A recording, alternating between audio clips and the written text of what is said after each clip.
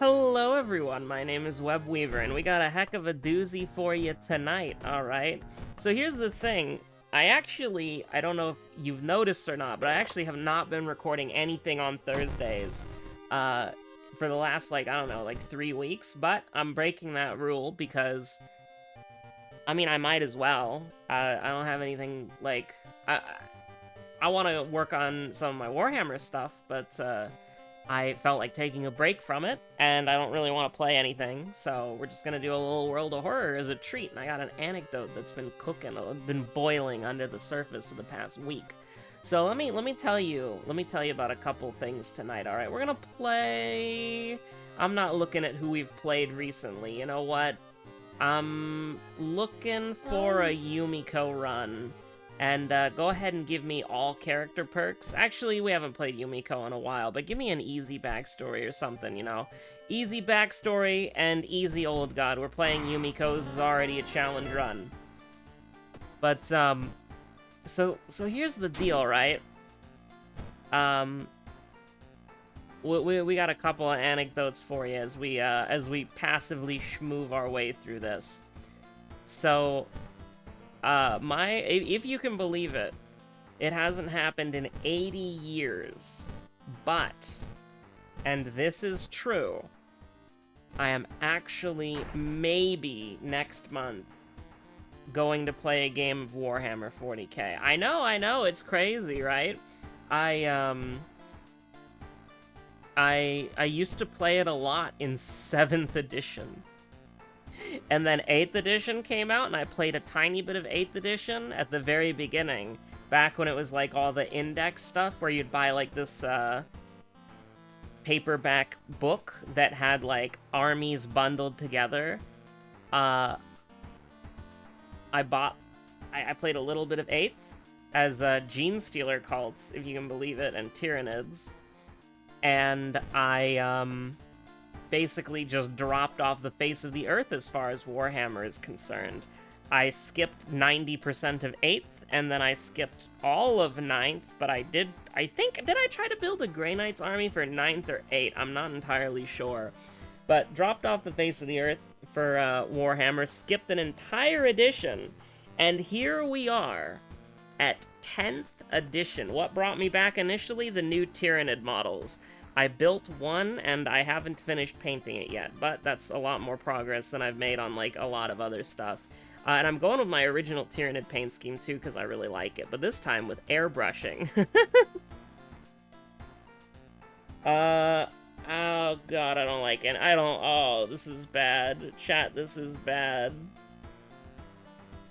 I don't really like any of these dog shit mysteries. And Recluse scares the shit out of me. We gotta get some really nice bonus. I guess we'll do Household Hell first, but I was damn well thinking Coma. Now, here's the thing, right?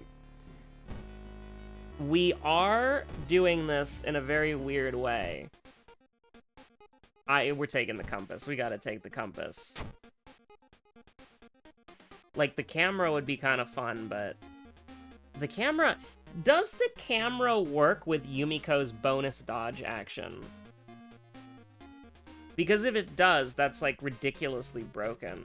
Do we know? I'm gonna look that up on the WoW Wiki. Why not?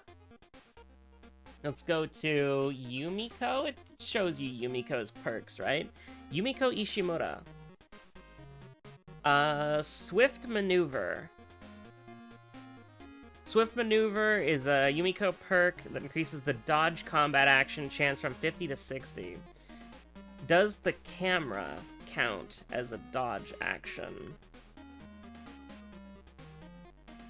Enemy attacks this turn has a 50% chance to miss. Multiple dodge actions do not stack. Camera. We're doing research, chat. Having the camera equipped unlocks the camera flash action.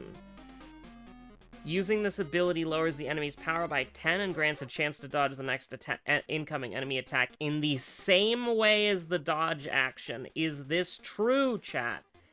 Is this real?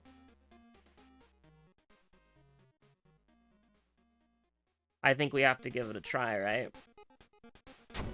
if this is a potentially 70% chance to dodge, and we get plus 10 power every time we make a 70% chance, I think we might be cooking. Unfathomably so. Now, we have to survive long enough to level up, and, oh, maybe I should have gone for the Hail Mary and tried to get the ghost thing. But, we want Jar of Blood, and then we want to go buy a compass, most likely. So, here's the thing, you know, me and Warhammer 40k, 7th edition was really fun. I liked 7th edition a lot. Maybe that's just nostalgia. You could probably say that's just nostalgia, like, because the game was really annoying to learn, like, but it had a lot of silly shit, you know? There was a lot of customization in 7th edition, there was a lot of bullshit, there was a lot of self-expression, there was a lot of wacky shit, you know? One of my most, vivid memories of playing Warhammer is my friend would play Eldar, and he would take this one specific psyker, and what he would do is he would take this one specific psychic ability that was super dangerous, and it was an apocalypse size AoE, and that you used to have like AoE like templates that you would bring out, and there was this one time where it was the psychic phase, and he just, like, smiled, and he looked at me from across the table, and he's like, you know what time it is. And then he bent over, and he reached into his backpack, and he just pulls out, like, this novelty-sized, like, apocalypse AoE template thing, and I just lost my mind. It was so funny. And, you know, the thing about it was, like, it could move, because you had to aim, like, the blast dice, and then your AoE circles could drift and shit. And listen, it's already rancid. We're playing Yumiko. What's more rancid that could happen? What could possibly happen that's more rancid than playing Yumiko? Dying as Yumiko? That just means you have to do another Yumiko run, which, now that I think about it, fair enough. But, oh, you know, it was funny, because the Apocalypse template, you know, that shit could be, like, I'm pretty sure that shit could be, like, 24, like, 36 inches, right? I'm gonna look that up. Let's see. Warhammer 40k Apocalypse AoE template? I don't, they were called blast templates, right? Blast templates. It could be huge, right? And so the normal ones was like small blast template, medium-sized blast template, and then a flamer template, right? And you could hit whatever model was underneath them, but the Apocalypse ones were just so funny. Blast. I guess you can't find them very easily anymore. But it was just like this comically hilarious, like, massive clear piece of acrylic plastic that you just reached out, like, he just reached out from under the table and grabbed it. It was so funny. And the thing about it was you had to roll a directional dice and a hit marker, and you had to roll a hit marker directional dice when you did an AoE. And what that basically could mean, I don't know, we'll just do that, that's fine. What that basically meant was that you could have it to where you had this massive, like, AoE circle, and when you would use it, you rolled the dice, and there were only, like, 2 spots on the dice where it would, like, you know, hit correctly. And then the other spot on the dice, it would, and this is true, on the other side of the dice, and yes, we are risking it all for the biscuit, because why not? When you're playing Yumiko, you gotta go gambling, alright? In Shiikawa Civilization, nobody flashes the man-eating plant for the plus 10 EXP. We all take the plus 5 Doom for running away. But basically, you roll the directional dice, and then if you miss, you have to roll, like, how much does it miss, you know? So, or actually, you did it at the same time. So, if you had that arrow, and that AoE was so big that literally what could end up happening was it could fly back onto your own models and just destroy. Like, you could have this massive psychic storm just decimate your own army, and it was so funny. Like, it was so entertaining, too, just to see it happen. And one of the things about it that was always so funny is just how comically, how comically big it was. Hey, listen, big equals funny. I don't make the rules. I cannot believe we lived that, by the way. That shit's crazy. Such a bad first mystery, and we just, through the power of gambling, we'll level up really quick, it's okay. Abnormal arms, coma. I think you gotta do coma. And we gotta get some, like, good shit here. We have one. Okay, yeah, we can go back here. We can get cursed one more time. Insomnia sucks, by the way. Compass is exactly what I wanted. Thank you so much. And now we can go get the frostbite taken care of, and we can get painkillers. But, you know, the thing is, one of the things that I loved about Warhammer was the customization of your army and your characters, and it actually meant something. Now, in reality, that made it a, I don't know, bad game. Because what ended up happening was people just, like, proxied everything or magnetized everything, and everything was so complicated. It's like every single unit had so many rules that you had to keep track of that it's like you can barely keep track of your own army's rules. You have to keep track of what your opponent's army's rules can do. Half the time, if you think the person's not trying to cheat you, you just be like, alright, yeah, whatever, man, I believe you. You can pull out something the size of a pumpkin pie, and that's the AoE damage that you're doing? Sure, whatever, bro, I don't care. But the thing is about it, oh my god. The thing about it that's, I think, like, can we brace and then get an attack off? 75% chance for, like, a goddamn... fine. You gotta go gambling as Yumiko, chat. You really do. 95, 95? We take those. Now, this is what misses. Thank God it didn't. And so, like, Warhammer was just, like, it had a massive rulebook, and you had to actually study the rulebook, and it was, like, just kind of a general pain in the ass. But it had charm, you know? Like, you could have a chaos... Like, if you were playing, like, something like Chaos, right? Like, you had a Chaos Lord. That Chaos Lord could do, like, 30 different things, and it was just how you customized it, right? So, if you had, I don't know, let her sleep. I feel like lowering I'm pretty sure it was a safe location already, but, you know, I wasn't paying attention. Lowering the... Nope. Absolutely not. Go to hell. Just in general... You know, you could have a Chaos Lord, and that Chaos Lord could be on a war bike. That Chaos Lord could be riding a steed of their chosen god. That Chaos Lord could have a jump pack, which would let it deep strike.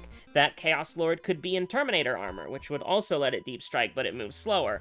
That Chaos Lord could, you know, be in a vehicle with one squad, or could be doing something else with another squad. You know, there's so many things that you could do with a Chaos Lord, right? They were a Swiss Army knife. You could do anything that you wanted with a Chaos Lord. They were so customizable.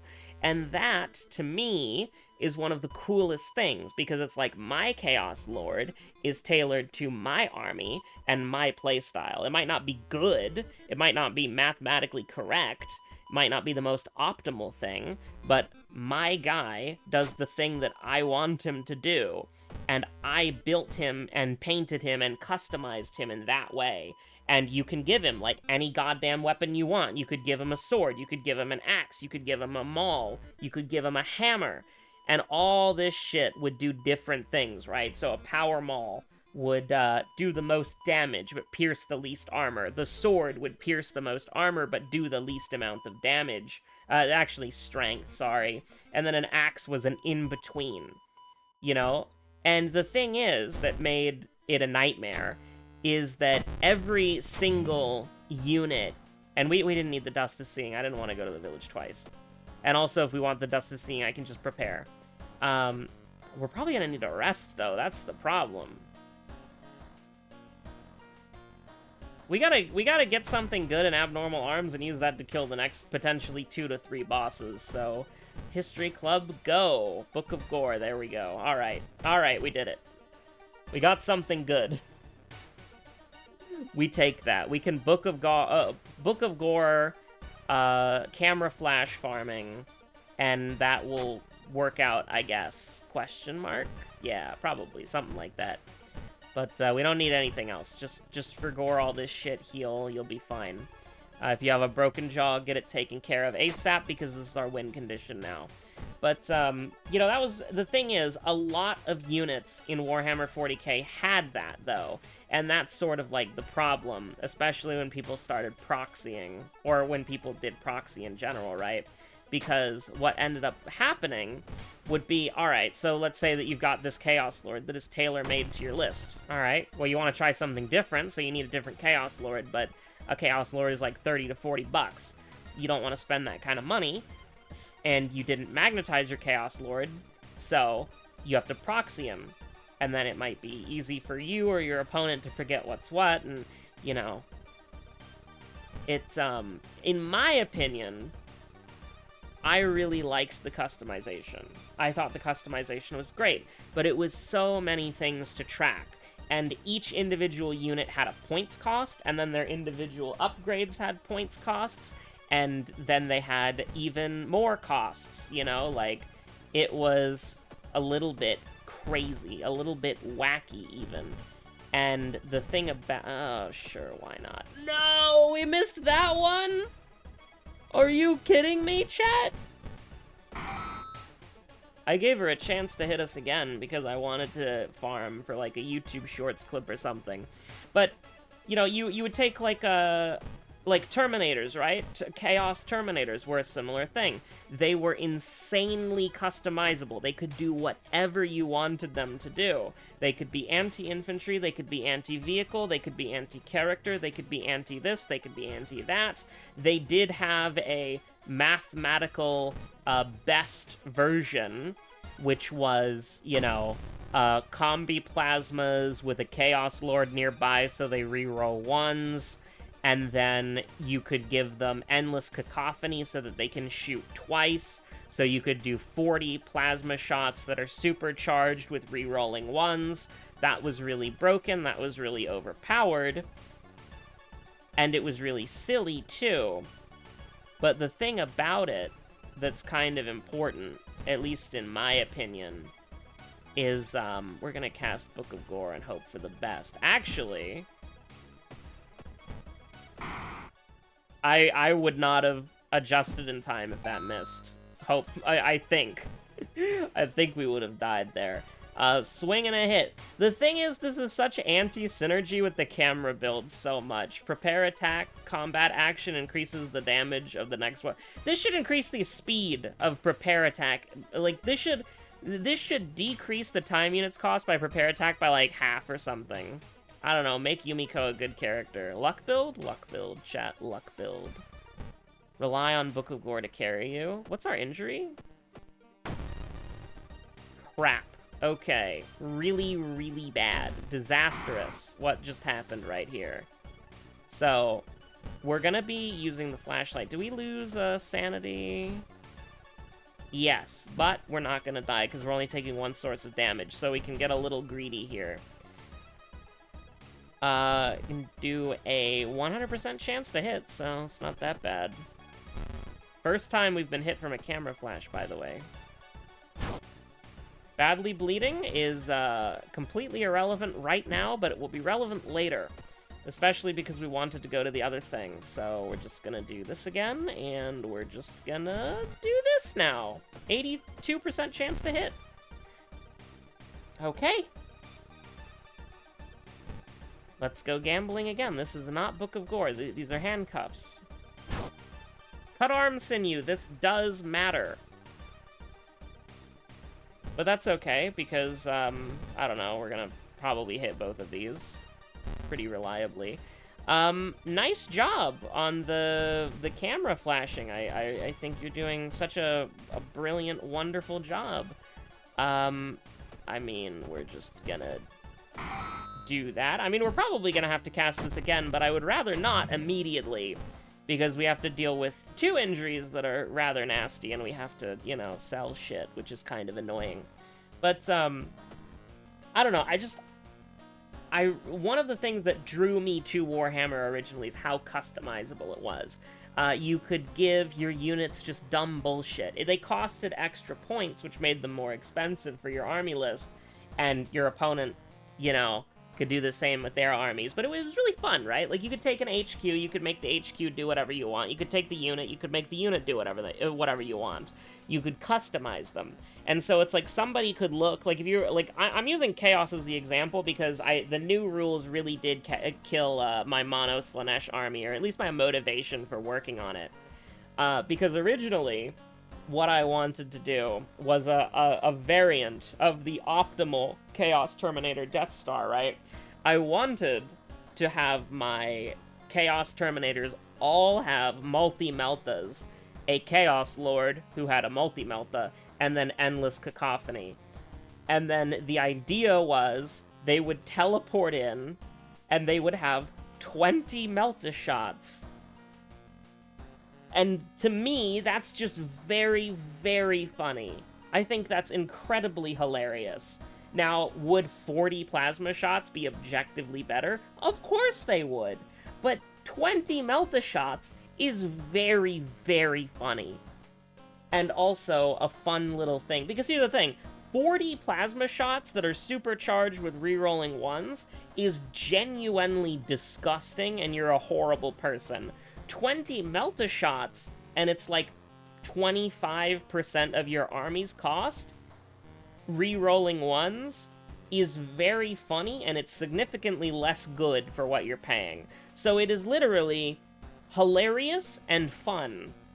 But now, it doesn't really matter. Now, I'm pretty sure they don't have Weapons of Hate anymore. I can actually check, because they don't have a codex yet, don't they? Warhammer Community Downloads. I'm pretty sure Chaos doesn't have a codex yet. They should have an index. But back, I think it was 9th edition, they had all of their weapons replaced by, like, Combi Bolter and Weapons of Hate. That's what it was called. So, you just couldn't do silly things anymore. Oh, they do have a codex. No. No, they have a codex. I can't check. Oh, you hate to see it. Now, hold on. Did somebody archive it? Let's see. 40K, 10th edition, Chaos Space Marine Index. Chaos Space Marine Index. Free Chaos Index cards. Let the galaxy burn with rules for the 6 factions. They don't have this anymore, do they? No, of course they don't. Of course they don't. Why would they archive their own rules? Why would they? It's so dumb, you know, obviously. But they basically had something called, like, Weapons of Hate, where it's like all of their melee weapons did the same thing, and all of their combi weapons did the same thing. And that was really annoying. And then they took away all of the Chaos Lord's customization, so you couldn't customize the Chaos Lord anymore. And this is basically what Warhammer is now. If you see a Chaos Lord, you know what the Chaos Lord will do. There's no funny, crazy bullshit that you can do with the Chaos Lord to make it some crazy thing, right? Like, you can't give the Chaos Lord 2 lightning claws and then, you know, do something silly like that. No, the Chaos Lord has, I don't know, Weapons of Hate and then whatever ranged weapon they have, you know? They might be able to replace that ranged weapon with another ranged weapon of some kind. But, you know, it is what it is. And I don't know why I'm talking about a codex that I don't have, but I can talk about the Grey Knights Index, because I'm building a Grey Knights army, like, right now. Residential Recluse, huh? I mean, I kind of want to just do Recluse right now. Even though we have Badly Bleeding. Like, what are the odds that we get... Because here's the thing, it's a ghost enemy, right? So it doesn't really matter if we have -1 damage. Does that make sense? As long as we don't get broken jaw, we're fine. I think we gotta have a panic attack. I think we gotta take -1 stamina panic attack and just hope for the best. But, I can tell you about the Grey Knights Codex, right? So the Grey Knights Codex, originally, back when I was playing the Grey Knights, or trying to make a Grey Knights army, which was either 8th edition or 9th edition, I don't know what codex I have, because I never got to play with them. Basically, they had... First of all, there was a funny build that you could do to make the Land Raider teleport. They took that out of the game. I'm very sad about that. I just want a teleporting Land Raider so badly.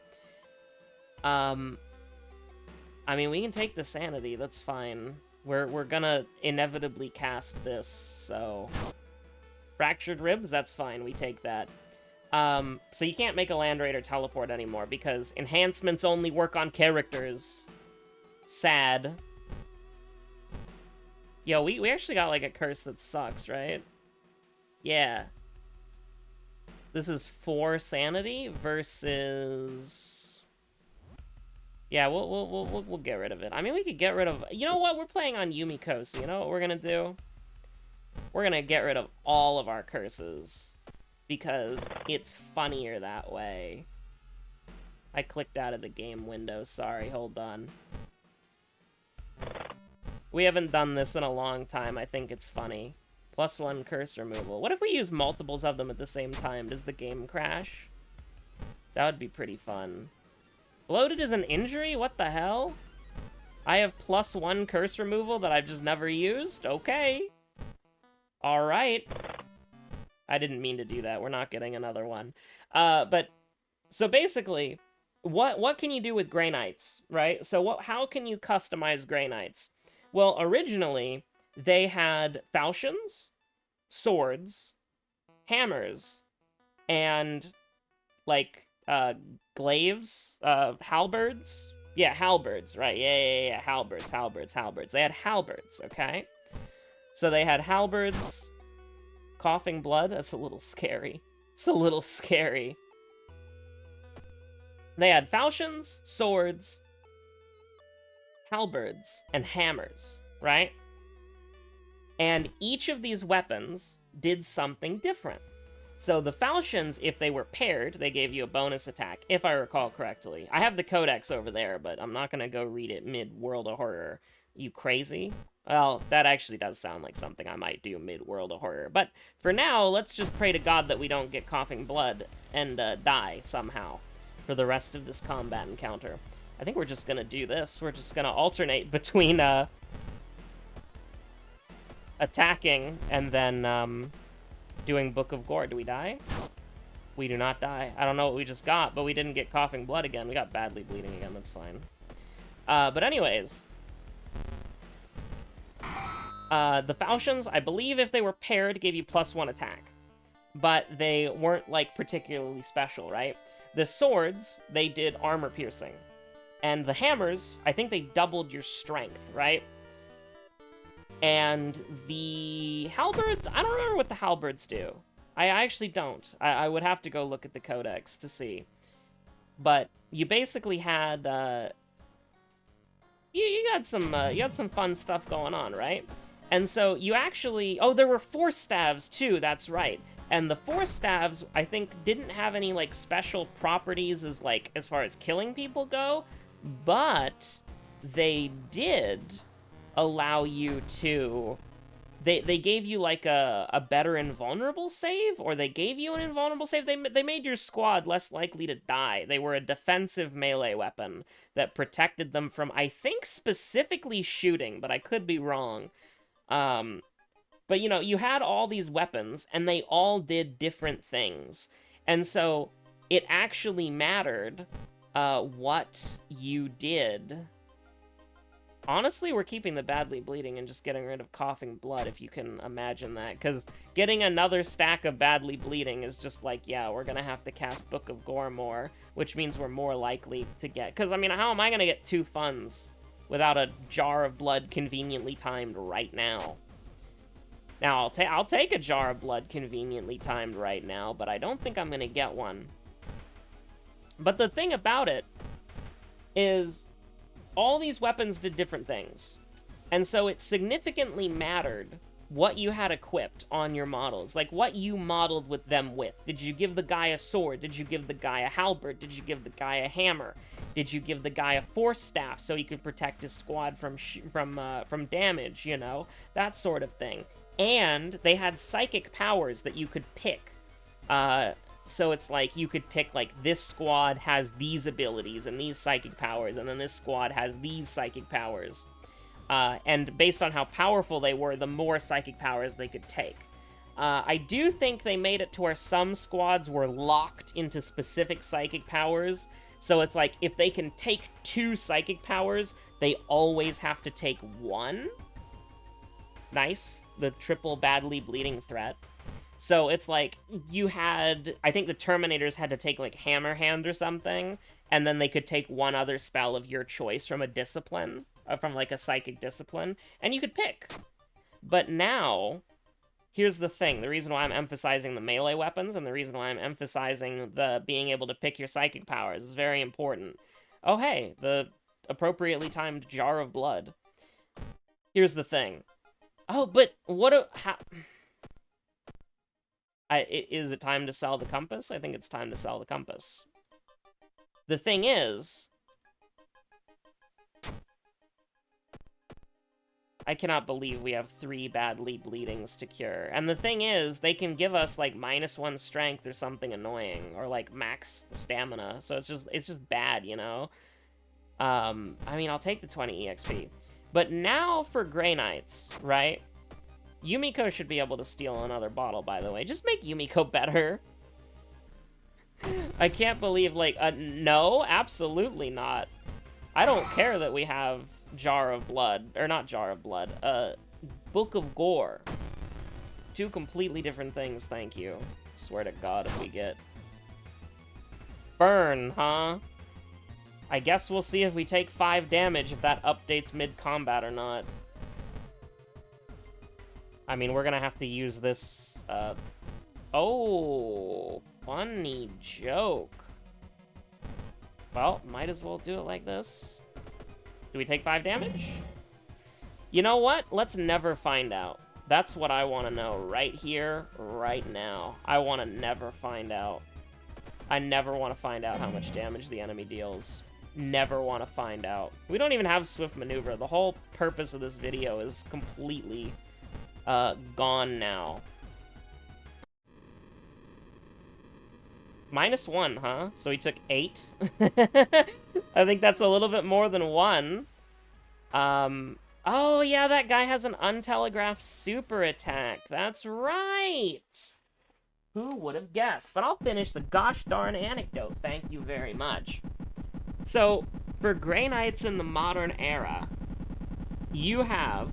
all of your models that have melee weapons are equipped with the Nemesis Force weapon, which is Strength 6, AP -2. That's it. Doesn't matter if they have a hammer, doesn't matter if they have falchions, doesn't matter if they have halberds or swords or anything. Force staves, they are all Nemesis Force weapons. And they just all do the same thing. And they don't have any unique properties, so it literally does not matter what melee weapons your Grey Knights have. So, for people who really, really like customization, me, that sucks. And then let's talk about the Grand Master, the generic leader of the Grey Knights, right? The Grand Master has a Nemesis Force weapon, crazy, right? And then they can take 1 gun of their choice, which is either going to be a Storm Bolter, a flamethrower, a psychic rocket launcher, best way to explain that, or a psychic Gatling gun, best way to explain that, without this video being a little bit longer. So, here's the thing though, is that upgrades for units don't cost points anymore. So it's like, you just take whatever gun you want. There's no consideration on how it fits into your army's budget or not, because it's like the Storm Bolter, which is bad, versus the Psychic Grenade Launcher or Psychic Rocket Launcher. They're the same value, even though the Psychic Rocket Launcher is a lot better. The Psychic Gatling Gun is much better against hordes than the Storm Bolter is. The Storm Bolter is the weapon that you don't want. You don't want to take the Storm Bolter because, well, it does 2 shots at bolter strength, and it's rapid fire. When you could have a rocket launcher or a Gatling gun. Both of those, rocket launchers better against heavily armored targets, Gatling guns better against hordes.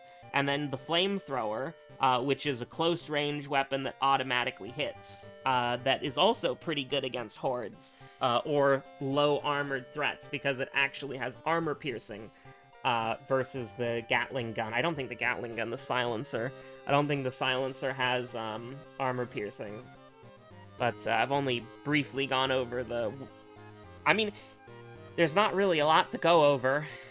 There are 4 guns that the army has, which is the Storm Bolter, the Silencer, the Psy Cannon, and the Incinerator. That's it. And then all the melee weapons are the same. And there's no upgrades that you can buy, points-wise, besides the enhancements, which are characters only. So you can't even give the, the Sigil of Exigence to the goddamn Land Raider to make it teleport. Which is all I want, Games Workshop, please. But I don't know. This edition of 40K is designed to be accessible, easy to understand, and quick to get into and quick to get out of games-wise. So you can pick up a game, play a game in like an hour or so, and then just get in, get out. And just make it to where, you know, there's more time for Warhammer. You've got more time to actually play the game. Which, despite my whining, is a good thing. I think I'll have fun. It just... I am really interested. I think there is potential for a 7th edition-like game to be out there, where you have insane customization on your units, and the customization matters and tailors towards your playstyle. I think there's room for that kind of game to exist, and it makes me sad that Warhammer isn't that kind of game. But hey, you know, people are saying that maybe 10th edition is just sort of like a reset point, and then they're gonna slowly add complexity back in the future. Sounds good to me. But, you know, I actually have to get back into playing the game first before I, you know, actually mauled about it and say it's washed or whatever. So anyways, thanks for watching, stay safe out there, have a good one, bye.